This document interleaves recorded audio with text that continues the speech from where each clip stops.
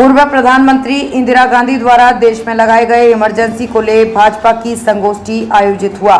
प्रदेश भाजपा उपाध्यक्ष बड़कुंवर भी रहे मौजूद।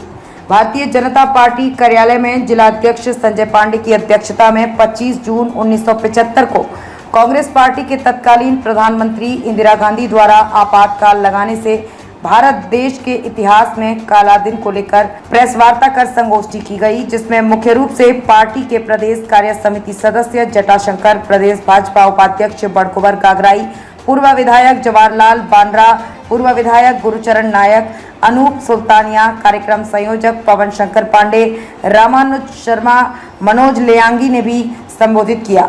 मौके पर प्रताप कटियार, हेमंत कुमार केशरी, अनंत शैनम, सतीश पुरी, दिनेश नंदी, नवीन गुप्ता, रवि विश्वकर्मा, अमरेश प्रधान, जयकिशन बिरुली, चंद्रमोहन त्यू, विपिन लागुरी, बिरजू रजक समेत अनेक कार्यकर्ता शामिल रहे।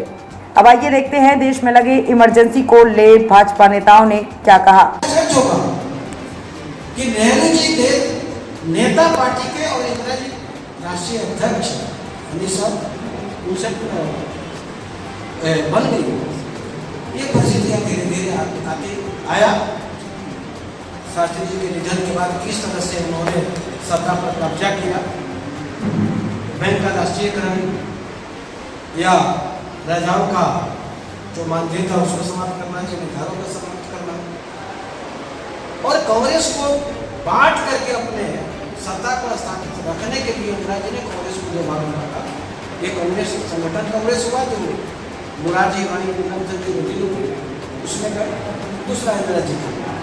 लेकिन 1971 में बांग्लादेश के बनने के बाद जब कांग्रेस को लगभग 371 से पार्लियामेंट आता है तो शायद इंदिरा जी को अहंकार होता जैसा है ना रामचरितमानस में कि प्रभुता काही नजर आए। जब आदमी को जब पावर आता है तो उसको स्वाभाविक प्रक्रिया है, प्रकृति का नियम।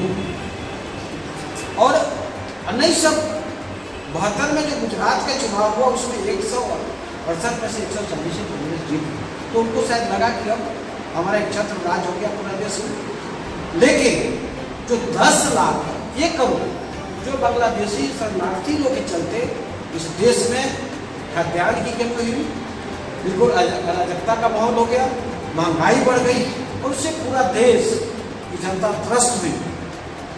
और गुजरात में नव निर्माण समिति के द्वारा जिसका पीछे से सपोर्ट भारतीय जनसंघ कर रहा था, अखिल भारतीय विद्यार्थी परिषद कर रहा था और संगठन कांग्रेस के ग्रुप कर रहे थे, वो आंदोलन छात्रों का आंदोलन था जो धीरे धीरे पूरे देश में फैला।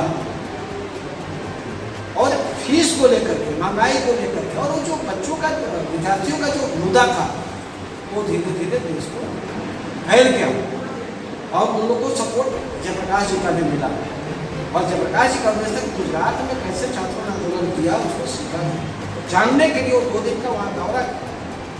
उसके बाद छात्रों का एक ही डिमांड था कि जो उस समय के तत्कालीन मुख्यमंत्री चिमन भाई पटेल थे, उसके बाद विधानसभा का भंग हो, फिर से चुनाव हो और उसके लिए लगातार मुरारजी भाई वहाँ हमेशा आंदोलन कर रहे थे। एक समय आया जब 9 फरवरी 1974 को चिमन भाई पटेल को हटना पड़ा, लेकिन राष्ट्रपति शासन आ गया, चुनाव उस समय नहीं हुआ। और 18 मार्च 1974 एक पूरे देश के लिए ऐतिहासिक दिन था जब पटना में लाखों लोगों का भीड़ को लेकर के जब राज्य संबोधित कर रहे थे और उन्होंने आंदोलन का वहाँ से संघनाद किया। लेकिन उस दिन भी 3 जैसे उनको जी बताए किस तरह से अत्याचार होता था। जो दोकान पर हुआ, पार्टी ऑफिस जा रहे थे, किस तरह से विद्यार्थियों की हत्या हो जाती है। उस दिन भी 3 विद्यार्थियों पर पुलिस के गोली से मौत हुई। फिर 12 अप्रैल को लगभग 12 विद्यार्थियों की हत्या हुई। और हम लोग बचपन में सुनते थे, देखते थे, दीवारों पर लिखा रहता था कि बिहार भी गुजरात बनेगा, चंपारण ही उसका शुरुआत करेंगे, क्योंकि बेतिया में 16 विद्यार्थियों की पुलिस के गोली से